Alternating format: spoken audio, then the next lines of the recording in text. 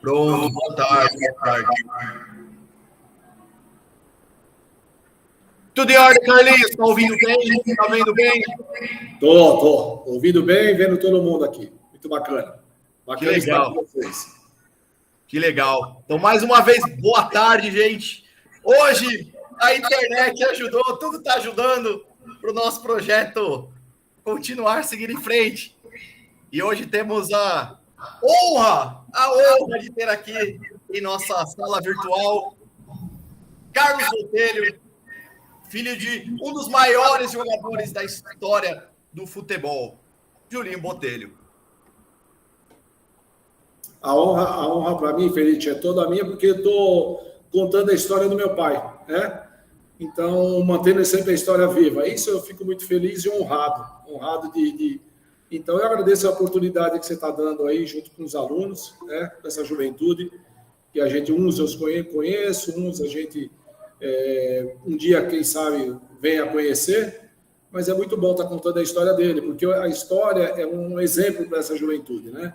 Hoje nós temos exemplos muito, muito ruins e tudo, então eu acho que eu, contando um pouquinho da história aí, vai ser bacana, muito bacana para mim e espero que seja para essa juventude também. Ah, vai ser bem legal. Deixa eu explicar o projeto, Carlinhos, e para quem está aqui na sala. É um projeto que eu elaborei no começo do ano, chamado Interlocuções Musicais, falar sobre músicas. E tivemos a honra, né, de ter vários artistas envolvendo a música, desde o Felipe Machado do Viper até o Blaze Bayley da Iron Maiden. E aí, segundo semestre, eu decidi trazer pessoas de diferentes segmentos, esportivos, jornalísticos, musicais. E quem mais quiser participar da aula. Na última segunda-feira, era para ter acontecido uma aula com o egípcio, né, do ex-vocalista da banda Tijuana. Não deu certo, deu todo aquele caos total. E hoje, nosso querido Carlos Botelho para falar um pouquinho da história do futebol brasileiro e mundial, né, Carlinhos?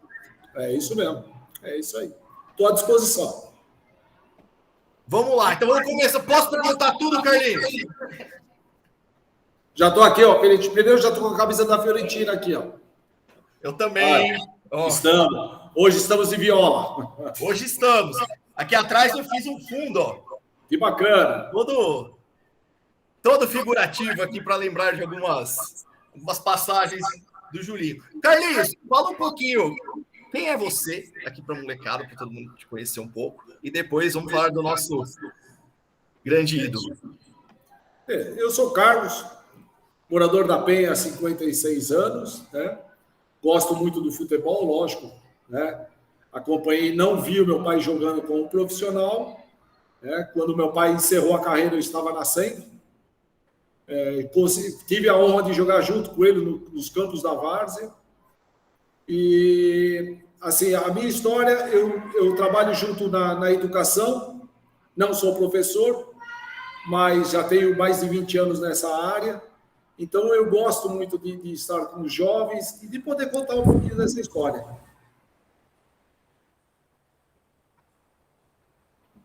Que legal, Carlinhos. Então, vamos contar um pouco. Vamos começar. Vamos lá, Carlinhos, desde o início, quando que o Julinho Botelho começou a jogar futebol, qual que foi a inspiração dele? Desde o começo, desde os primeiros chutes até, obviamente, chegar ao clube mesmo. Meu pai nasceu aqui na Penha, né? Nós somos moradores da Penha aqui. Meu pai nasceu em 1929 aqui na Penha e começou a jogar aqui nos campos da Várzea. Antigamente, do lado do Metrô Penha, hoje só existe um campo, infelizmente. Mas era 7, 8 campos de terrão, né? Que a gente chamava de terrão. A Várzea, e foi ali que ele começou. Começou no Palmeirinha da Penha, no Cruzeirinho, isso de jovem, 12 anos, 13 anos. Aí ele começou já a fazer algumas partidas para o sindicato dos tecelões, o STIF, né? O STIF dava algum dinheirinho para ele jogar algumas partidas, disputar algum campeonato do sindicato. Então, foi aí que ele começou a sua carreira, né? O profissional começou de uma forma assim, ele foi fazer um treino no Palmeiras, né? Foi fazer um treino no Corinthians, e o Corinthians ele passou no teste, tudo do Corinthians. Aí, de repente, o técnico falou, por ele ter 1,83 m, né? Ele tinha 1,83 m, por ser alto, o técnico falou, não, você não pode ser um ponta-direita, você tem que ser um zagueiro. E ele falou, não, eu sou um ponta-direita, né? Então, a minha posição, eu sou atacante, eu não sou um defensor. E ele estava já treinando no Corinthians, na categoria de base do Corinthians. E o técnico falou, não, então nós vamos fazer um jogo contra o profissional, que antigamente não era juvenil que se chamava-se aspirante, né? Ele estava no aspirante de profissional. E o técnico chegou para ele e falou assim, nós vamos jogar contra os titulares, um jogo treino contra os titulares do Corinthians, e você vai ser o lateral esquerdo e vai marcar o Cláudio Cristóvão Pinho. Ele falou assim, Cláudio Cristóvão, para quem não conhece, a juventude aí, foi um dos maiores ponta-direita do mundo, né? Jogava no Corinthians, disputou a Copa do Mundo de 50. E ele falou, não, eu não sou. Então ele tirou a camisa do Corinthians, ele falou assim, eu estou indo embora, e abandonou o Corinthians. E aí ele teve um jogo do Stiff, o Stiff foi fazer um jogo, se não me engano, foi na Moca, e foi ia jogar Juventus pelo Campeonato Paulista, e o Stiff jogou uma partida antes, para uma preliminar antes do jogo profissional. E ele jogou, e ali ele fez 7 gols nesse jogo. Se não me engano, foi contra o time da Moca, não sei se foi Parque da Moca, alguma coisa assim. E o presidente do Juventus, vendo ele jogar, falou assim, você está disposto a jogar pelo Juventus? Ele falou assim, agora, ele saindo do Corinthians, ele teve um técnico do Palmeiras, chamou ele para... Ele falou assim, eu estou nos aspirantes, estou sendo chamado para os aspirantes do Palmeiras. Mas o presidente falou assim, não, você venha na terça-feira, assina o contrato, e no domingo você vai jogar contra o 15 de Jaú, Juventus e 15 de Jaú, como profissional. Você nem vai jogar mais pelo aspirante. Aí ele falou, nossa, eu já vou direto para o profissional? Ele falou, exatamente. E ele assinou o contrato com o Juventus, foi o primeiro clube profissional dele. Em 1950, ele assinou o contrato na terça, no domingo ele jogou contra o 15 de Jaú, lá em Jaú, o Juventus empatou 1-1, ele que fez um gol pelo Juventus. No Juventus, eu vou falar porque ele ficou só 6 meses.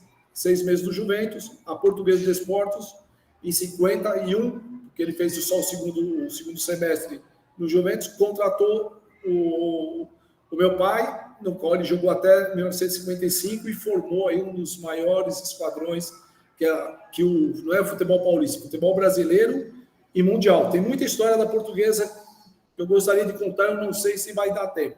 Mas uma prévia, depois da Portuguesa, ele disputou a Copa do Mundo de 54, foi eleito o melhor ponta-direita da Copa do Mundo de 54. A Fiorentina, o técnico da Fiorentina estava vendo a Copa do Mundo, chegou no presidente e falou, contrata o Julinho que nós seremos campeões italianos. A Fiorentina nunca tinha sido campeã italiana. Contrata o Julinho e nós seremos campeões. E a Fiorentina contratou o meu pai em 55, já em 55, no próprio ano, já a Fiorentina foi campeã. Na Fiorentina ele ficou até 58, no qual retornou e veio jogar pelo Palmeiras de 58 a 67. Essa é uma prévia e a gente vai contando um pouquinho aí da carreira dele aí, conforme vocês forem tendo a curiosidade, e a gente vai tocando em frente. Gente, alguma pergunta? Alguém quer fazer alguma pergunta? Fica à vontade.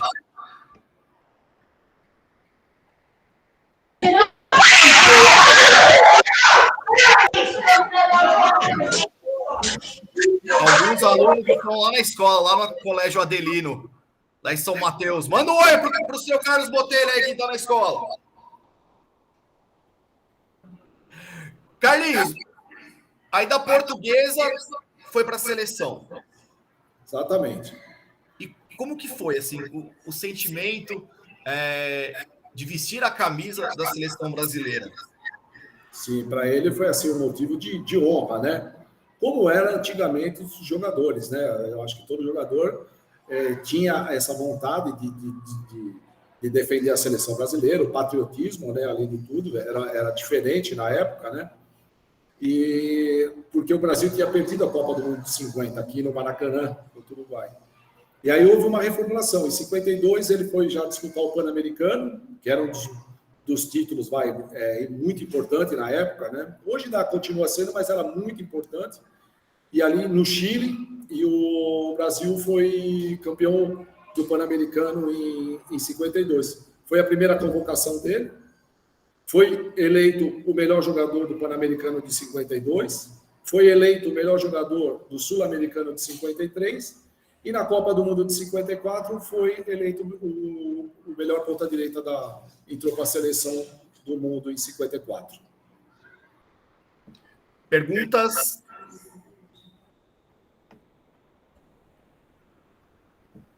Carlinhos, e 54? 54, a seleção brasileira ela era a favorita para ser campeã. Era uma grande seleção. Né? A seleção, mas não era a grande favorita. A favorita era a Hungria. A Hungria de Puskás, Sibor, Cox e de Guti. Então, essa era a grande favorita. Tanto que o Brasil foi eliminado pela Hungria em 54. Mas em 54, o que faltou para a seleção brasileira? Organização. Não existia uma organização da parte... Era muito amador, né? Tanto que o Brasil jogou uma partida antes 2 dias antes que ia jogar contra a Hungria, jogou contra a Iugoslávia. E meu pai falava que, assim, imaginava, foi 1-1 o jogo. O Brasil, a Iugoslávia fez 1-0, o Brasil empatou com o Didi. E o Brasil corria muito, porque achou que precisava ganhar a partida, corria. E os jogadores da Iugoslávia, o que faziam? Pediam para o jogador brasileiro ir mais devagar, calma, porque o empate classificaria os dois. E foi um desgaste muito grande para os jogadores. Tanto que quando acabou o jogo 1-1, os jogadores da seleção brasileira saíram chorando de campo. Foram embora, entraram num ônibus, já achando que já voltaria para o Brasil. Você vê, olha aqui a curiosidade, o Jô Soares, nessa época com 16 anos, ele estudava na Suíça. Ele entrou no ônibus da seleção brasileira dando parabéns para a seleção. Jô Soares com 16 anos. E os jogadores, achando que ele era um menino ainda, né? Não, nós estamos em menino. Ele falou, não, o Brasil está classificado. O Brasil classificou. Vocês vão jogar daqui 2 dias contra a Hungria. Mas o Brasil classificou. Você vê, um menino de 16 anos que foi dar a notícia para eles no ônibus, porque não sabia nem o regulamento. Olha como que era muito amador, né? Carlinhos, você acha que se a seleção brasileira não tivesse desgastado tanto contra a Iugoslávia, você acha que ganharia contra a Hungria? Olha, a Hungria era um esquadrão, né? Sim, a Hungria era um esquadrão. Mas assim, o Brasil foi o único país que jogou de igual para igual com a Hungria. A Hungria, com 10 minutos, já estava 2-0 para a Hungria. Aí o Brasil fez 2-1, a Hungria fez 3-1, o Brasil fez 3-2, teve um pênalti para o Brasil, o juiz não deu. E o quarto gol da Hungria foi assim, o jogador estava sendo atendido fora, ele tinha se machucado, estava fora do campo. A Hungria atacou, ele entrou sem autorização do juiz, fez o gol, os jogadores brasileiros foram reclamar, ele não teve jeito, ele deu o gol e pronto, né? Mas foi um jogo assim, foi um jogo memorável, né? Se você procurar a Batalha de Berna foi esse jogo Brasil e Hungria, no qual teve até depois uns empurra, até um pouco mais forte no final do jogo. Os brasileiros alegavam que o juiz ele fazia parte do Partido Comunista, né? Sim, então... e fazia. E aí alegaram que perdeu por causa disso, né? Sim. Mr. Ellis, o nome do juiz. Isso. E tanto que a Hungria ela tinha derrotado a Alemanha, né, na fase anterior. Tinha ganhado, acho que de 8-2, 8-3, uma coisa assim. 8-3. O jogo foi 8-3 para a Hungria, né? Mas a Alemanha também usou o seguinte: a Alemanha, como ela estava classificada, ela entrou com os jogadores reserva, né? Aí acabou na final sendo Alemanha e Hungria. A Hungria também fez 2-0, porque assim, a Hungria veio com uma novidade na época, né? Eles entravam muito aquecidos, já corriam nos 20 primeiros minutos, assim, eles partiam para cima e de uma forma que os outros times não tinham esse conhecimento, né? Eles jogavam futebol antes, né, Carlinhos? Eles jogavam num campo, né? Só depois do campo já aquecido, né? É o que você faz hoje de preparação física, que o jogador aquece antes. Antigamente o jogador entrava no campo ali e aquecia no próprio campo, na hora de começar o jogo, né? Eles não, eles aqueciam mesmo antes, entravam. Então os 10, 15 primeiros minutos deles era assim avassalador, né?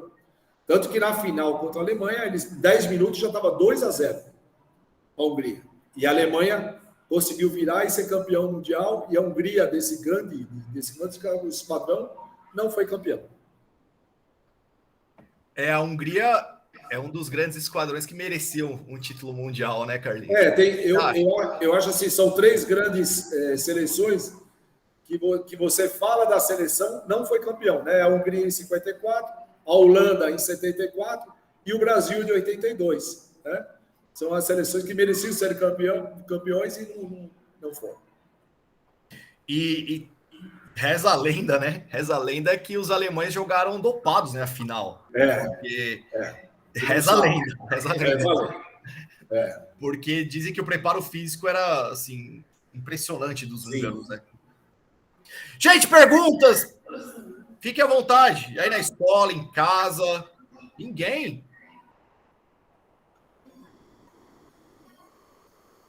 Então pergunto eu.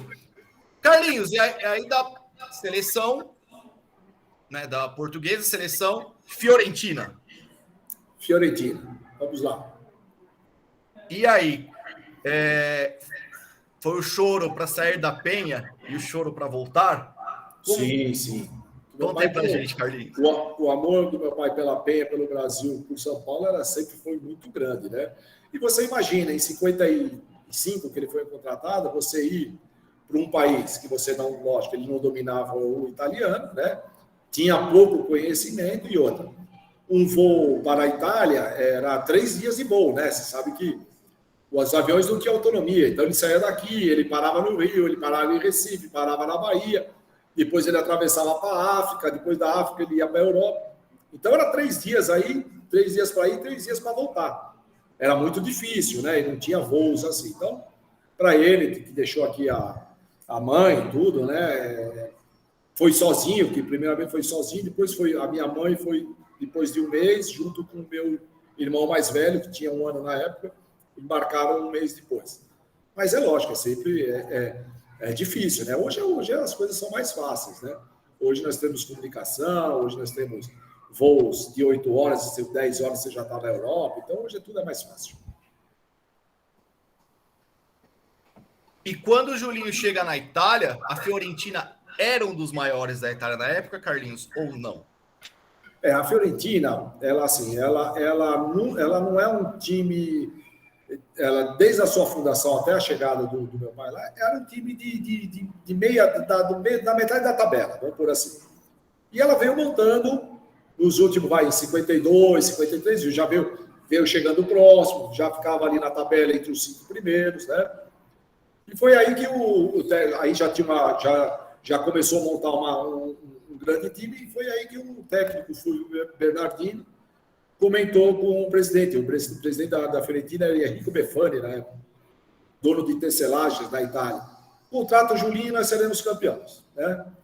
E foi isso mesmo que aconteceu. No primeiro ano já do meu pai lá, a Fiorentina se torna campeão italiano, vai para a final, vai disputar a Champions League, né? Que hoje a juventude gosta mais, assim, curte muito a Champions.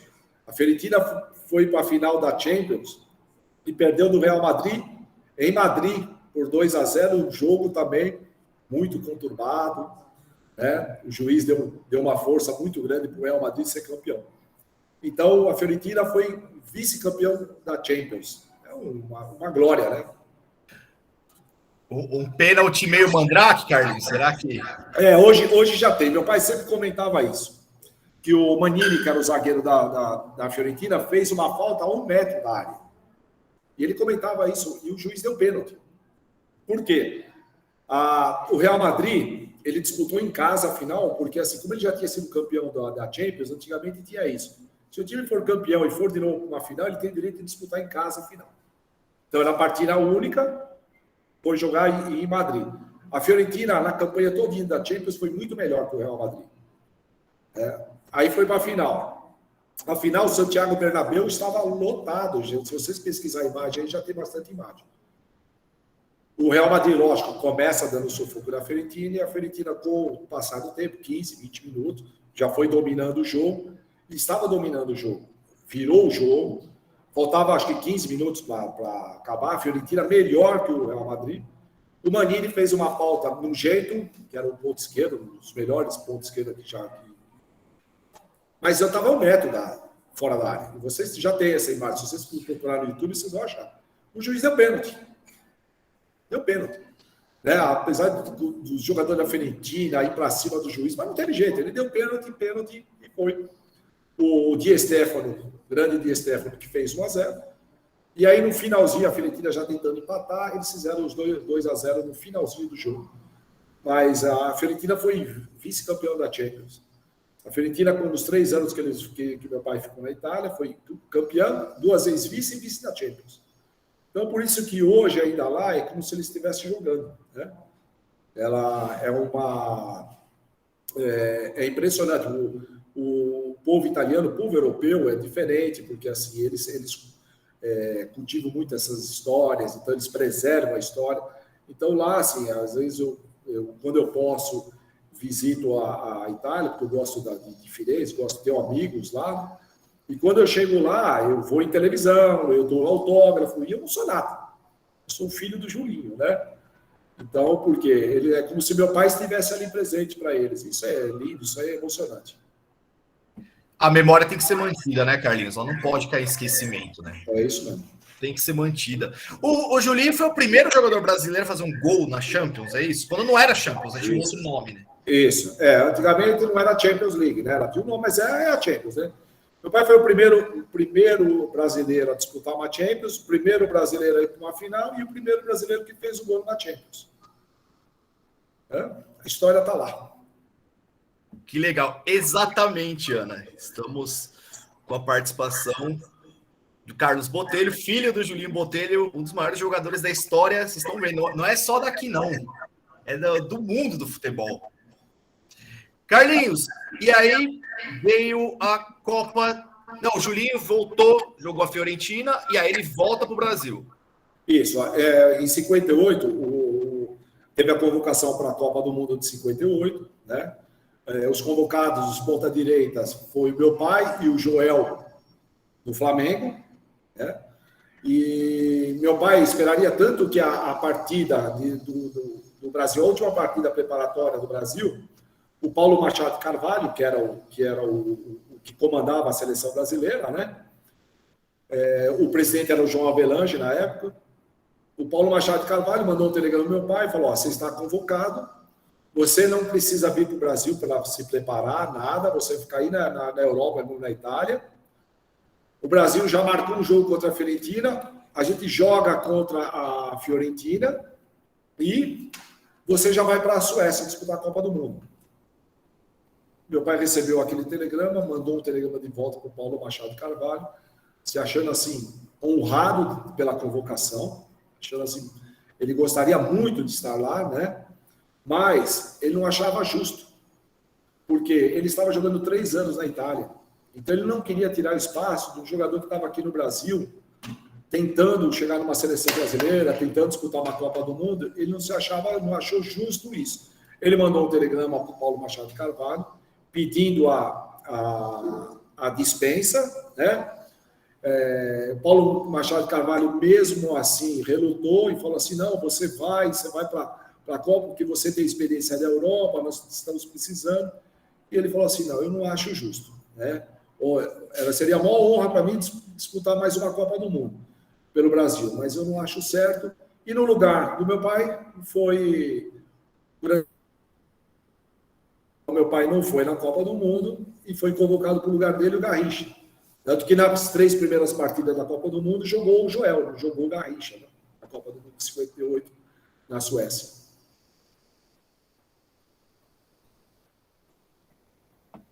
Eu fico imaginando hoje, né, os jogadores não aceitarem a convocação, né, Carlinhos? E ele não aceitou só uma, tá, Felipe? Em 62, Ele foi convocado novamente, estava no Rio de Janeiro, em treinamento. Os pontas de direita convocados, Garrincha e Julinho. Né? Então, ele ia para a Copa do Mundo, no Chile, onde o Brasil foi novamente campeão. Ô, parceiro, você tá entrando na conta do Marcos André, mano? Então, aí ele foi para a Copa convocado, e uma semana antes de embarcar para o Chile, ele teve uma distensão na virilha. Né? Aí o Pelé, o Gilmar e o Djalma Santos falaram assim, não, Julinho, você em 58, você teve um gesto nobre de não ir numa Copa do Mundo por você estar na Itália. Então agora você vai junto com a gente. Mesmo que você não possa jogar as primeiras partidas, talvez você se recupere e possa jogar até as partidas. Tá moscando?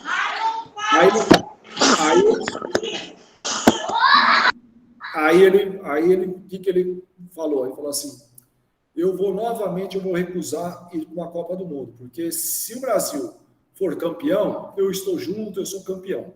Né? Se o Brasil perde uma Copa do Mundo, vão falar, também levaram um jogador machucado, né? E ele chegou para o técnico e falou assim, ó, faz o seguinte, leva o Jair da Costa. O Jair da Costa era um rapaz, ele estava começando na Portuguesa, mas jogava muito, tanto que foi o grande... foi para a Europa. E ele chegou e leva o Jair, e o Jair foi no lugar dele em 62.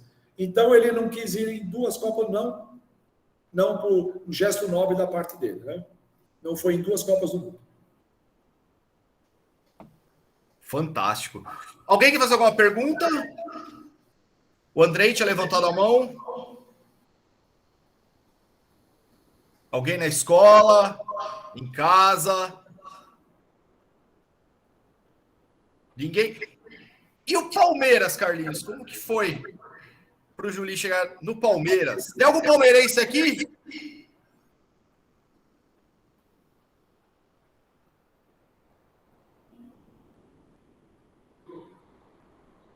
Tem alguns. E como que foi, Carlinhos, essa volta para o Brasil? Bom, aí em 58, meu pai já voltou com passe livre, né? Então ele voltou para acertar com qualquer clube. Ele não quis, o Real Madrid tentou a contratação dele, mas ele falou assim, se fosse para ele continuar na Europa, ele ficaria na Fiorentina. Ele queria voltar para o Brasil, queria voltar a ficar perto da mãe dele também, que ele tinha muitas saudades da mãe e tudo. Então, ele voltou para o Brasil e, quando chegou aqui no Brasil, teve 3 propostas, né? A do Corinthians, a do Palmeiras e a do Fluminense. E ele falou assim, eu não faço leilão, não quero fazer leilão, tudo. Quem fizer a melhor proposta, eu assino o contrato. O Palmeiras acabou fazendo a melhor oferta e ele foi jogar no Palmeiras, onde jogou de 58 até encerrar a carreira, e depois continuou como técnico das categorias de base até 72. Legal. Carlinhos, agora sobre o jogo da Seleção Brasileira em 59, né, no Maracanã. 3 de maio de 59, Brasil e Inglaterra no Maracanã. Um jogo que ficou para a história, né? Por 2 motivos, né? É isso. Em 59, 13 de maio de 59, foi o jogo. O Brasil tinha sido campeão mundial em 58, né?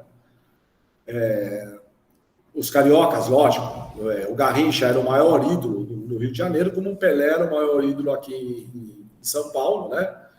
Então, os cariocas, lógico, queriam ver o Garrincha jogando. Teve essa partida, 13 de maio de 59, que foi a comemoração do título mundial. Então, meu pai foi convocado para essa... né? E o técnico, o Fiola, falou assim, quem vai jogar vai ser você, não vai ser o Garrincha. E você vai receber uma vaia muito grande da torcida do Rio de Janeiro, certo?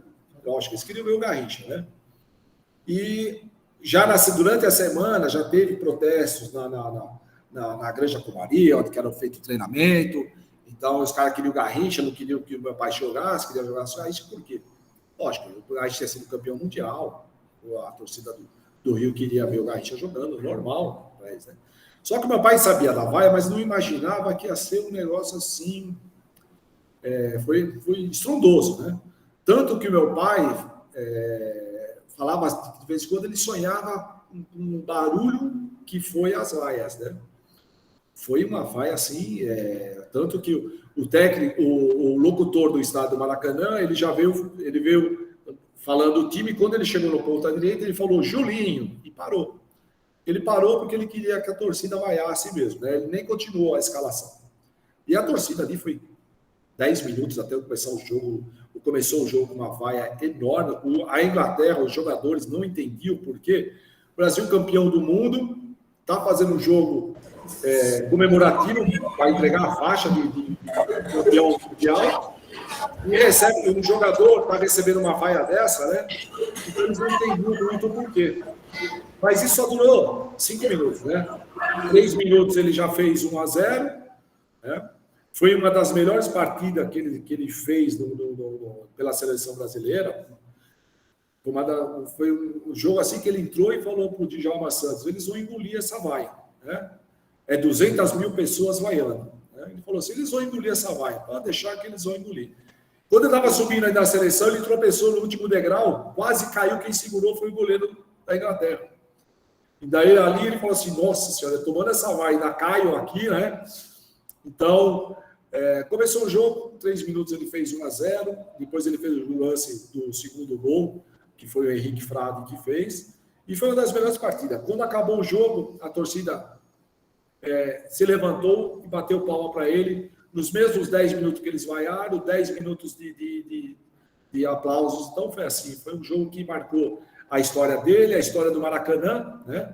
Porque foi, eu penso assim, foi uma das únicas vezes que um jogador tomou uma vaia num jogo, num esporte coletivo. Ele tomou sozinho, então ele encarou o Maracanã com 200 mil pessoas sozinho, né? Então ele foi, e tanto que o Nelson Rodrigues, se vocês puderem ler também, tem uma crônica muito bonita do Nelson Rodrigues a respeito desse jogo. Comentam que é a crônica mais bonita que o Nelson Rodrigues já fez sobre o futebol. Ah, legal demais. Alguém quer fazer alguma pergunta? Quem está aí na escola? Estou vendo que está com o áudio aberto.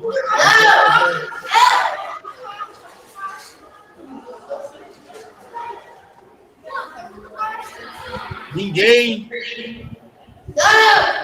Não. Então deixa eu desativar o áudio aí. Vamos lá. Desativar o som. Carlinhos, e aí o Palmeiras é o único clube, né, que vestiu a camiseta da seleção brasileira em um jogo, e o Julinho estava no jogo. Isso. Foi a inauguração do Mineirão, Brasil e Uruguai.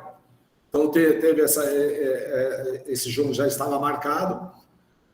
Não sei porque, um pouco antes, tinha assim, que não poderia ser convocado o jogador, não sei se foi por causa de algum campeonato, tudo. Falaram assim: bom, o Palmeiras é grande, o suficiente, tem um time muito bom e vai representar a seleção brasileira. E foi Brasil-Uruguai, o Brasil-Palmeiras, né, ganhou de 3-0, né? Então você vê a Uruguai era um dos melhores times que tinha na América do Sul na época. O Palmeiras foi lá e foi 3-0, ganhou do Uruguai. E esse jogo foi o único interessante, foi assim: tem o Filpo Nunes, que é um argentino, que era o técnico do Palmeiras. Então, até hoje, ele é o único estrangeiro a dirigir a seleção brasileira. Se você pegar a foto, a Juventude pegar a foto do Palmeiras de 65, se você vê o técnico, ele se postou na hora da foto, geralmente o técnico ficava no canto, né? O que ele fez? Ele foi para o meio da seleção, ele tirou no meio dos jogadores. Porque ele comentava assim: eu, argentino, técnico da seleção brasileira, os repórteres vão me cortar. Os fotógrafos, eu não vou aparecer. Então ele fez isso. Ele tirou no meio dos jogadores e falou assim: aqui ninguém consegue me excluir da foto, né? E foi o primeiro e único técnico. Uma partida e uma vitória. Carlinhos, já que você citou um técnico estrangeiro, eu vou fazer uma pergunta da atualidade. Não deixando o trabalho do Tite de lado, que é um trabalho muito importante. Você acha que caberia um técnico estrangeiro na seleção brasileira hoje? Olha, eu olho assim, eu vejo assim, o Renato Gaúcho, que está num patamar acima dos técnicos brasileiros, mas eu vejo os técnicos brasileiros muito parados, né, perante aos técnicos europeus. Você vê que o Jorge Jesus chegou aqui, foi uma revolução, né? Você vê o Abel no Palmeiras, 2 finais de Libertadores. Tem o argentino no Fortaleza, tem outro, né? Então, quer dizer, tem outro português também no Atlético Paranaense. Então, eles estão hoje, os técnicos europeus estão num patamar mais alto do que os brasileiros. E eu não veria problema nenhum. Para mim, hoje, eu acho que um Jorge Jesus dirigir a seleção brasileira, né? O Guardiola, pega o Guardiola na seleção brasileira, eu acho que caberia muito bem e ia ser uma evolução do futebol brasileiro. O Klopp ia ser legal também, né, Carlinhos? Isso, é sensacional. O Klopp é um cara muito legal. Por que será que o Crespo não dá certo, Carlinhos? Por que será, né? Então, o Crespo, eu penso assim, o Crespo para mim não tinha tanta bagagem assim para já chegar no... O Abel também não tinha, né? Você vai falar, o Abel também não tinha, né? Mas eu acho assim, que o Crespo ainda não tem tanta bagagem que tem um jogador, um técnico europeu. Eu acho que assim, o técnico argentino, que ainda está só na Argentina, que não teve uma passagem em outro país, tudo, eu acho que não está muito acima, está no mesmo nível dos brasileiros. Eu acho assim que está no nível do brasileiro. Carlinhos, algum clube que o Julinho quis jogar e não jogou? Não. Todos os clubes que ele jogou, assim, ele sempre honrou e sempre deu tudo de si. Mas assim, falar, meu sonho era jogar, não, tanto que ele poderia ter jogado no Real Madrid, né? O sonho, o Real Madrid na época tinha Di Stéfano, Puskás, tinha o Didi, que jogou no Brasil, que jogou lá, então o Gento, quer dizer, era uma seleção mundial ali, né? Mas não, se ele fosse para ficar na Europa, ele ficaria na Fiorentina. Então, os clubes que ele participou, ele sempre honrou muito a camisa que ele vestiu. Legal. Mais alguma pergunta? Alguma pergunta? O povo que está aí na escola, quem está em casa? Ninguém, poxa. Eu. Vai lá, Andrei. Está presente na aula vale ponto? Com certeza. Obrigado, foi só isso mesmo. Carlinhos, qual o legado, né? Teve colégio, né? O Botelho. Era um sonho do Julinho construir o colégio, deixar um legado não só para a Penha, mas para a educação em si. Não, na verdade, eu acho que meu pai nunca teve essa... Porque, assim, o colégio nasceu depois do falecimento dele. Onde que é o colégio hoje? Era o ginásio de... quadra de futebol de salão, né? O ginásio de esporte dele aqui. Então, quando meu pai veio a falecer, e infelizmente no ano seguinte também minha mãe foi estar junto com ele, né? Que era o correto, né? Foi de 50 anos junto, então foi os dois. Então, assim, como a família tinha muita gente da parte da educação, tudo, então eu e meus irmãos vamos... E eu já tinha tido uma escola infantil, junto com a minha esposa, com a minha cunhada, tudo. E nós tínhamos essa experiência com o colégio, né? Aí, conversando com meus irmãos, vamos fazer um colégio Júlio Botelho, né? Porque nada mais... O nome dele teria que ser ligado à juventude, né? Porque ele foi um exemplo, eu acho que é um exemplo muito grande a ser seguido, né? Então, os jovens aí hoje o futebol hoje é muito dinheiro, antigamente não existia isso, jogava-se por amor à camisa, amor ao clube e amor à pátria, né? Então, o colégio veio assim, para manter esse legado dele. Eu vou colocar algumas imagens aqui, Carlinhos. Aí você vai comentando com a gente aqui, vamos ver se aparece. Apertei o botão errado. Pronto. Apareceu aí, Carlinhos? Apareceu agora. Eu não vejo mais ninguém aqui, não estou vendo mais ninguém. Então, esse é o Julinho, para quem não conhece. Tem vários vídeos no YouTube, né, Carlinhos? Tem bastante. Hoje está aparecendo muita coisa. Está aparecendo bastante. E futuramente, cada pandemia também deu uma parada, mas minha filha está fazendo documentário, né, sobre a carreira dele, toda da parte esportiva dele, tanto aqui do Brasil. Nós já fizemos toda a parte da Itália, né? Então está faltando alguma coisa aqui ainda em São Paulo e, logicamente, para o Rio de Janeiro, para concluir lá a parte do Maracanã, tudo. Então, eu acho que por causa da pandemia deu uma paradinha. Mas em breve a gente dá continuidade nesse documentário. Legal, deixa eu colocar novamente aqui.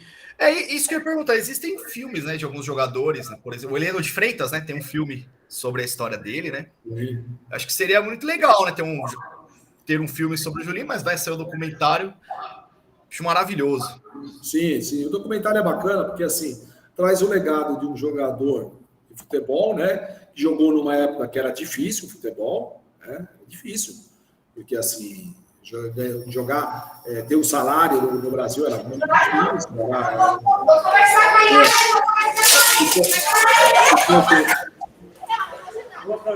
Na Europa era um pouquinho melhor, por causa da diferença do valor do dinheiro, tudo, né? Mas as pessoas jogavam mesmo era por amor ao futebol, tudo. Eu quando eu fui, eu fiquei extremamente emocionado. Que não sei se alguém aqui já foi, quem nunca foi. Logo você sobe uma escadaria, né? Tem uma escada rolante. Tem algumas imagens que parece um jogador, some, aparece outro. E muito grande, assim, né? Uma imagem do Julinho ali sendo homenageado. E eu fiquei emocionado, assim, de verdade, né? Pelo reconhecimento ali. Não só ali também, né? Por exemplo, o livro, né? A história do futebol para quem tem pressa, tem um capítulo só dedicado ao Julinho. Tem o livro, né, Carlos, também. Sim. Indicado. E saiu um agora, acabou de sair, sobre os 125 anos do futebol paulista. Fantástico! Olha que grossura isso aqui. E a primeira foto, deixa eu ver se eu consigo abrir aqui sem danificar. A primeira foto que tem do Palmeiras é com o Julinho. Que bacana. Achei, assim, fantástico, né? Da primeira academia, né, Carlinhos? Da primeira academia. E aqui eu tenho uns também, ó, Felipe. Ó, aqui é a Isto É, junto com o The Sunday Times, que é os 1000 atletas do século, que ele faz parte aqui, né? Esse aqui, ó, é os gigantes da Fiorentina. São os 30 maiores jogadores da Fiorentina de todos os tempos, né? Também ele está aqui nesse livro, história muito grande, né? Temos o outro aqui, ó, que tem até um disco, um LP, não sei se as crianças sabem o que é LP, na qual ele é capa, Fúvio Bernardino é o técnico e aqui é o que apela, companheiro dele. Então, é um dos livros que eu tenho aqui, que eu quis mostrar para vocês aqui, que conta um pouquinho da história da carreira dele. Carlinhos, e sobre o Museu da Fiorentina? Você foi convidado para levar um objeto histórico do Julinho? Sim, o museu da Fiorentina, ele na verdade ele está em construção, né? Por que eles comentam em construção? Porque eles convidam os jogadores, né? Faz todo um cerimonial, esse jogador passa a entrar para o Hall da Fama da Fiorentina, né? Não é só jogador, às vezes é técnico, às vezes é um dirigente, né? Então são pessoas que viveram pela Fiorentina e marcaram história. E em 2013 eu fui convidado para representar meu pai, para entrar no Hall da Fama da Fiorentina. E tinha que levar aquele que se chama de chimelio. Chimelio é uma relíquia. O que eles fazem? Eles fazem uma homenagem ao jogador, o jogador passa a ser, e a família doa alguma coisa, pode ser uma camisa, pode ser uma chuteira, pode ser uma bola, ou se não tiver nada, também não tem importância nenhuma, porque depois tudo isso que está sendo arrecadado, tudo isso que eles escolhem, vai tudo para montar o museu definitivo, porque a Fiorentina agora está construindo um centro de treinamento, um dos maiores da Europa, né? Diz que não vai ter nenhum clube que vai ter um igual. E provavelmente vai ter esse museu, onde que vai ter essa parte dos objetos doados, as camisas que ele tem, né? E em 2013 eu fui com a minha família, com a minha esposa, com a minha filha, né? E eles falaram assim, você tem alguma coisa do seu pai? Eu falei assim, olha, era a única, eu falei assim, eu tenho a camisa do título da Fiorentina. Porque quando você é campeão italiano, você tem o logo da bandeira da Itália muda, sai o distintivo e entra o logo. E eu tinha essa camisa do meu pai, estava lá guardada, né? E eu falei, eu tenho essa camisa. Mas essa camisa é única. Eu falei assim, a nossa intenção um dia é montar um museu aqui,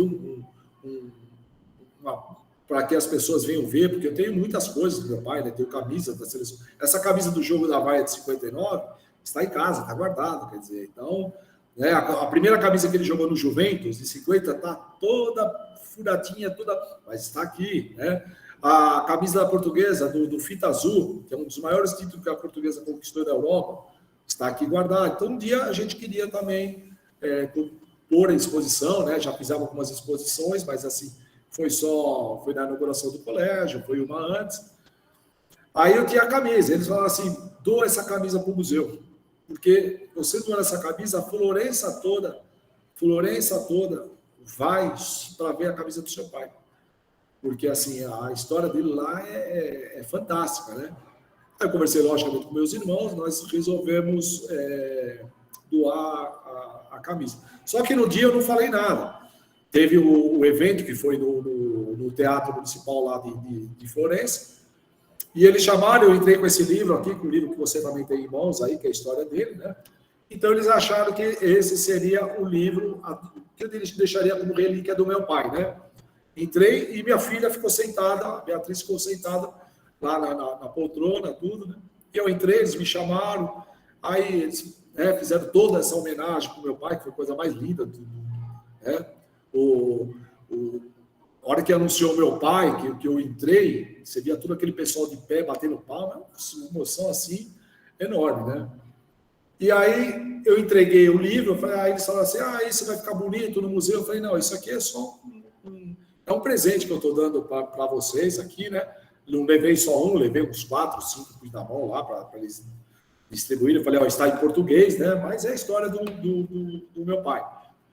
E daí, eu falei assim, porque o que eu trouxe para deixar aqui para o museu, aí eu pedi para minha filha subir, né? Eu falei assim, é a camisa do Scudetto, o Scudetto da Fiorentina de 55, 56.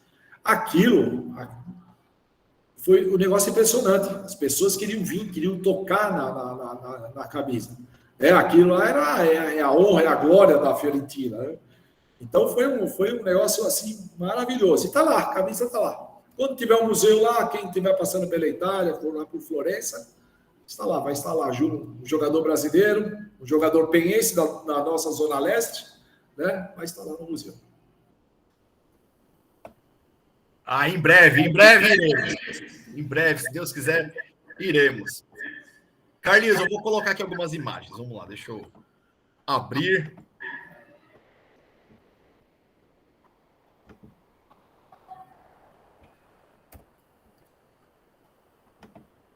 Pronto, agora vai.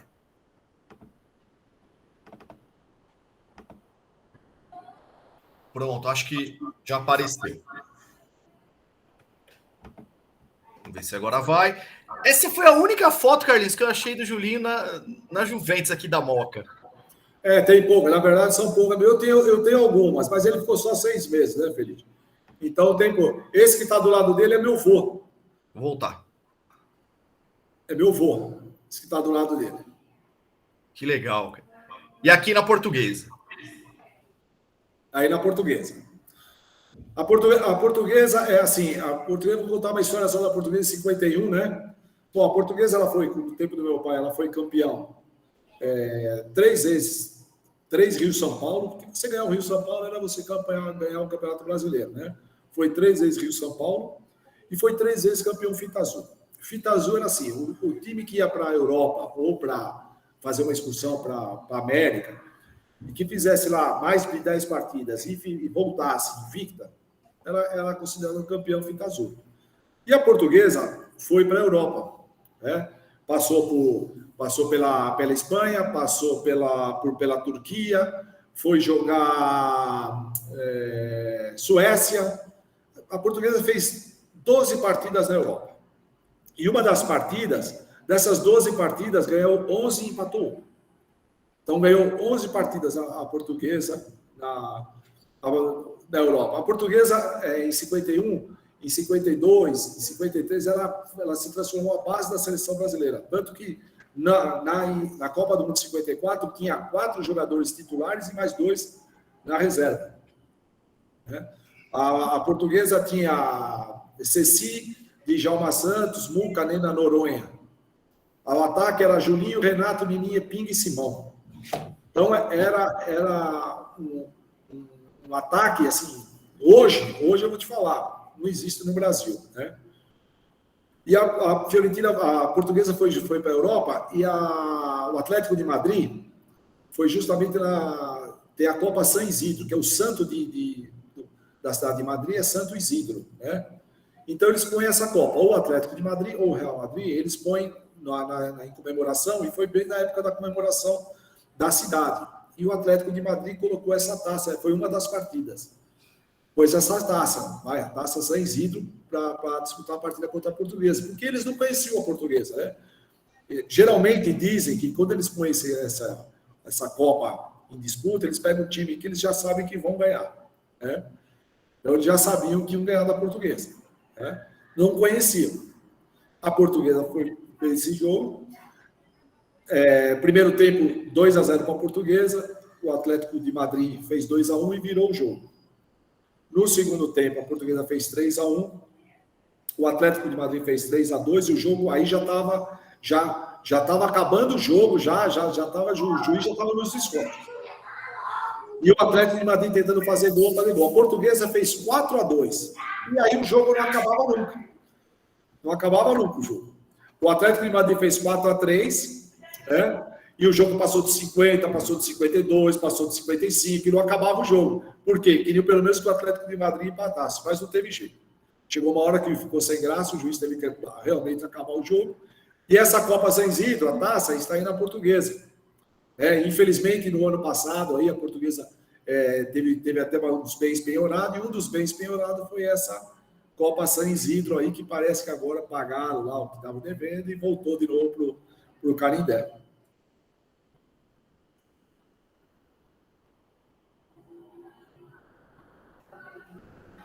Tá no mudo, Feliz, eu não estou te escutando. Sumiu, deixa eu colocar novamente. Mais alguma pergunta? Alguém quer fazer pergunta? Fica à vontade. Andrei, pode perguntar, fica à vontade. Se entregar as atividades atrasadas, você ainda recebe? Recebo. A gente ainda recebe bom? Recebo, claro que eu recebo. Obrigada. Nada, deixa eu voltar a imagem aqui, Carlinhos. Vamos lá, agora sim. Pronto. Uma janela. Compartilhar. Pronto. Aqui é a seleção de 54. Isso. Pinheiro, Castilho, Julinho, Bauer, Newton Santos, Brandãozinho, Djalma Santos, Maurinho, Pinga, Didi e Índio. Essa seleção foi a que disputou, que jogou a final contra a Hungria. Final não, a eliminação, né?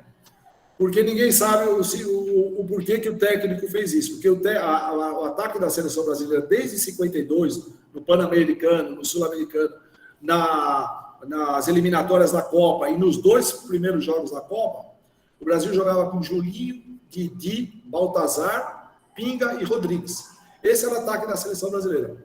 Contra a Hungria, não sabe por que o técnico resolveu, talvez se tivesse dado certo, ele teria se consagrado, mas não deu certo.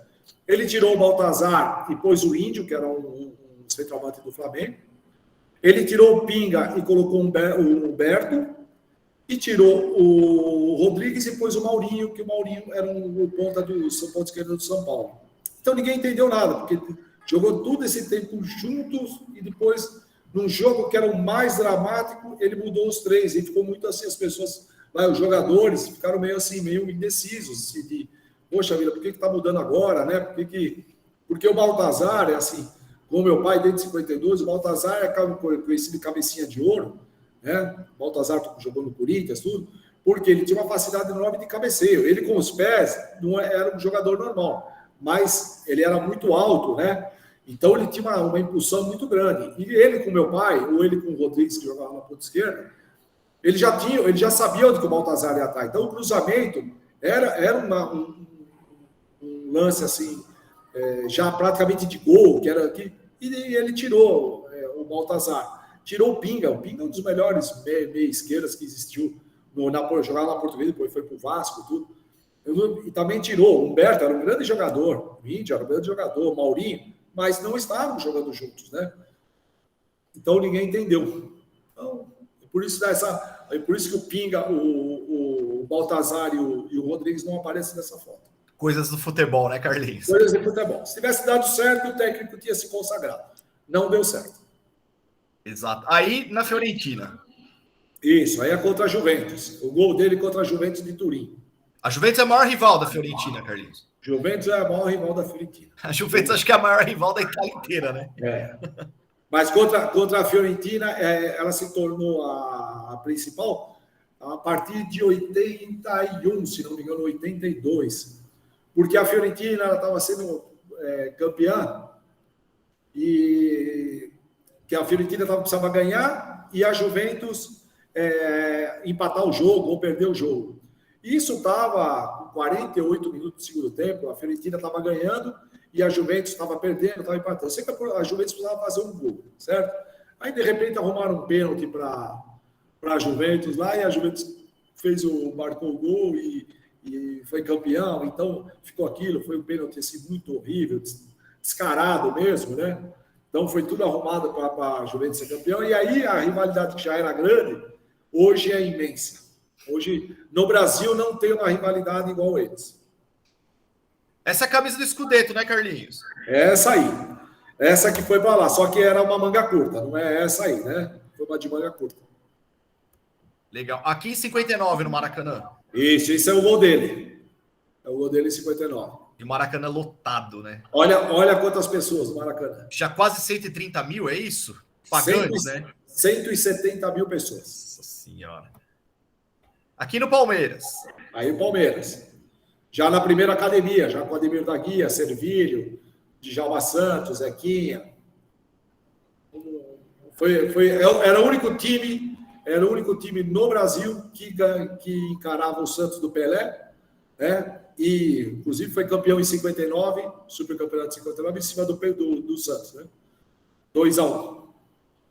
Aí a Taça Brasil, né, que era o campeonato brasileiro da época, né, Carlinhos? O campeonato, tanto que o título hoje é considerado o campeão brasileiro de 60, né? Ele era o capitão, por isso que ele está levantando o troféu.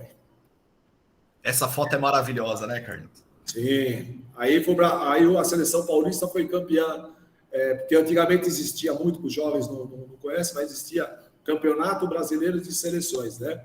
Então tinha a seleção paulista, a seleção carioca e tal. E isso era muito importante para o técnico ver, já via quem eram os melhores em cada estado, para montar a seleção brasileira, né? Então, aí é em 60. Inclusive essa camisa, Feliz, que apareceu aí, ela está em casa também. Que legal, Carlinhos. Eu peguei uma dessa na mão, mas eu devolvi para o local dela há um tempo atrás. Não me pertence, mas ela é linda, né? É linda. São duas fotos aqui pesadíssimas, né? Isso. O Pelé com essa foto com o Garrincha é no estádio Artemio Franco. Você vê o Garrincha ali, porque você vê como que meu pai deixou de ir numa Copa do Mundo. O último jogo foi para Fiorentina contra o Brasil, né? E meu pai, que era amigo do Garrincha, tudo está ali junto com ele. Quer dizer, ele abriu espaço para o Garrincha estar ali. Estão aí juntos. Isso que é bonito no futebol, né? Exatamente. E aí é o Palmeiras, Brasil? Isso, esse é o Palmeiras Brasil. 3-0 no Uruguai. E só por aqui. Deixa eu parar a partilha. Fechar o slide. E agora, Carlinhos? Mais uns minutinhos para a gente encerrar aqui? Vamos lá, eu vou colocar aqui, Carlinhos, a parte engraçada. Que É o final sempre. Ó, agora tem corintiano chegando, que beleza.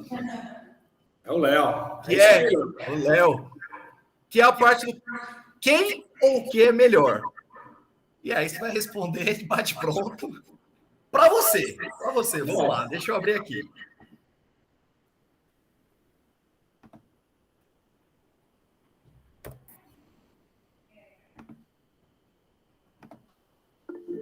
E eu levantei a mão aqui.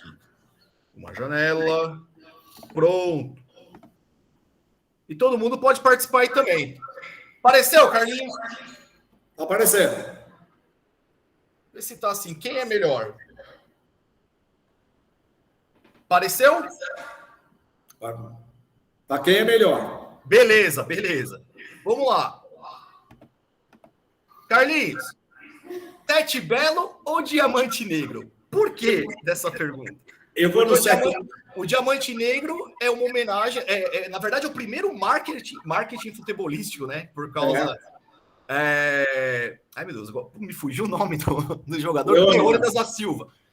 E o Sete Belo, será que a bala seria uma homenagem? Porque até hoje não tem uma justificativa, né? Ao Julinho? O Sete Belo tem uma torcida que é a primeira torcida uniformizada que existiu, foi a primeira torcida uniformizada no mundo, é a torcida Sete Belo da Fiorentina. Inclusive, é homenagem a Julinho e a Rambrim. São os dois número 7 da Fiorentina que marcaram a história. Então, o Sete Belo, essa torcida existe até hoje, né? E o Sete Belo era assim, era um trem, para curiosidade, né? Por isso que depois se transformou. Existia um trem de alta velocidade, já naquela época na Itália, que se chamava Sete Belo. Então, como meu pai tinha uma velocidade, uma explosão muito grande, uma velocidade muito grande, e falavam que era com uma elegância muito grande, e o trem passava sempre com essa velocidade, e o trem se chamava Sete Belo, então passaram a chamar meu pai de o Julinho o Sete Belo, né? E a torcida, existe a torcida, então eu vou ficar com o Sete Belo. Beleza. Churros de chocolate ou churros de doce de leite, Carlinhos? Olha, eu prefiro de goiabada. Eu adoro de goiabada. Mas eu vou no de doce de leite. E o povo aí? Ninguém fala? Doce de leite, doce de leite. O de doce de leite é melhor. Aí a turminha, aí começou a chegar no que eles gostam, né? Aí eles participam. Eu como os dois, eu não rejeito nenhum. Até o de goiabada, todos. O de goiabada é bom. Roberto Erasmo. Olha, você sabe que o Roberto tem, né, para esses jovens aqui, o meu pai tinha a quadra, aqui no ginásio, aos domingos, tinha sempre um show, e o Roberto Carlos cantou 3 vezes aqui, onde que é o Colégio Júlio Botelho hoje. Então, eu vou de Roberto, que o Roberto tinha uma amizade com meu pai, inclusive meu irmão foi conhecer os carros dele, que ele já tinha na época uma coleção de carros, tudo, meu irmão, ele levou o meu irmão, então com o Roberto Carlos. Robertão, o rei. Agora, essa é difícil, hein? Qual o 7 é melhor? CR7 ou JB7? Eu vou te falar o seguinte, quando o Cristiano Ronaldo apareceu no esporte, em 2003, foi na época do falecimento do meu pai. O Alberto Grande, Alberto Helena Júnior, ele escreveu, e eu tive uma curiosidade muito grande, ele escreveu assim, apareceu no esporte um novo Julinho. E eu fiquei curioso e acabei acompanhando a carreira do Cristiano Ronaldo durante todo esse tempo, porque o Alberto Helena Júnior fala, pela velocidade, pela explosão, pelo chute forte, cabeceamento, que meu pai também tinha essa facilidade, se equiparavam muito. Eu vou ficar assim, entre os dois, eu vou ficar com o meu papai. Com certeza. Mas dá para colocar os dois no mesmo jogo, não dá, Carlinhos? Cada um. Porque, olha, uma coisa que meu pai sempre falou é o seguinte: tinha gente que falava assim, o Garrincha, Julinho é melhor que o Garrincha, o Pelé é melhor que o Maradona, o Messi é melhor que o Maradona, o Zico é melhor que não sei quem. Eu acho que não existe melhor. Existem as pessoas que foram lá e marcaram época, né? Então, meu pai marcou época no tempo dele, como o Cristiano Ronaldo está marcando época, como a Garrincha marcou. Você vê o Garrincha, meu pai, os jornais eles punham tanta rivalidade e eles eram grandes amigos, eles conversavam sempre, estavam sempre juntos quando podia, né? Porque um era daqui, um era do Rio, era mais difícil, mas meu pai conversava muito com ele por telefone, dava alguns conselhos, porque o Garrincha, ele era muito enganado, infelizmente ele foi muito enganado por empresários, ele não tinha, ele queria jogar bola, ele assinava qualquer papel, ele não estava... Então, meu pai ajudou muito o Garrincha, tentou ajudar. Então, não existe assim, eu falo assim, Pelé ou Maradona? Pô, os dois são grandes, né, gente? Não precisa facar quem que é o maior, né? Não. Exatamente. Gravata, tá acabando. Vamos lá. Aí aqui você já comentou, né? As seleções que poderiam ser, né, campeões, de 54 a de 82, né? Sim. De 54 a Hungria, né? A Hungria de 54 era uma máquina, né? Era uma máquina. A Holanda de 74, né? Com o Cruyff, com o pessoal todo aí, era fantástico você ver, né? Era um negócio fantástico você ver. E o Brasil de 82, né? Essa seleção aí de 82 é sensacional. Olha aqui. Carlinhos, troféu Julinho Botelho, Fiorentina contra Palmeiras, aqui no Pacaembu, foi isso? Isso, aqui no Pacaembu. Tive a honra de entregar o troféu, né? Então, o Palmeiras ganhou essa partida de 2-1 e o Palmeiras ficou o troféu aqui no Palestra Itália. Tive a honra, me deram essa honra de entregar. Então, o Palmeiras ganhou merecidamente. Tive o prazer de representar o meu pai. Eu não sou nada, hein? Não sou nada. Eu tive o prazer aí, a honra de representar o meu pai. E para terminar, Todd ou Nescau, Carlinhos? Que deu? Mas é uma pergunta muito difícil. Nescau. Pode. Vamos ficar com o Todd. Prefere Todd. E é isso, Carlinhos. É Nescau. Todd é melhor. Todinho. Eu queria agradecer mesmo a oportunidade aí dos jovens. É muito bonito vocês estarem aí participando. Obrigado pela oportunidade. Agradeço a Deus a oportunidade de poder estar falando alguma coisa para vocês, certo? Meu pai, ele deixou um legado no futebol, tanto que ele deveria ter ganho um troféu Belfort Duarte, por nunca ter sido expulso, nunca ter tomado cartão, né? Esse troféu eu não tenho ele aqui porque ele nunca aceitou.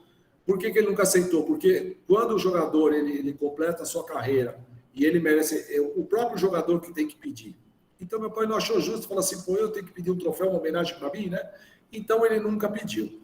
Então é um legado que ele deixa. Tem um livro dele aqui, ó, põe em mãos, o Felite tem. Eu vou deixar 3 livros com o Felite, quem participou, quem queira participar, ele vai fazer um sorteio para vocês aí. Quem gostar, quem quiser ler, quem quiser dar um de presente para o palmeirense ou para o que gosta de futebol, vai estar com vocês. Muito obrigado pela participação e que Deus abençoe a todos vocês. Carlinhos, eu que agradeço. Emocionante, de verdade. Eu estou emocionado.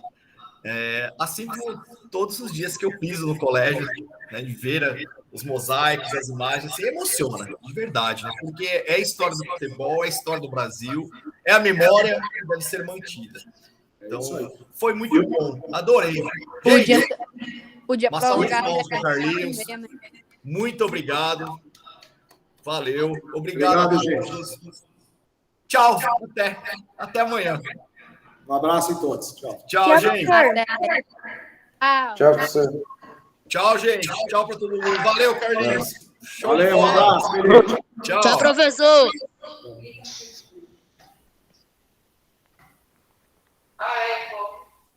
Esse aqui?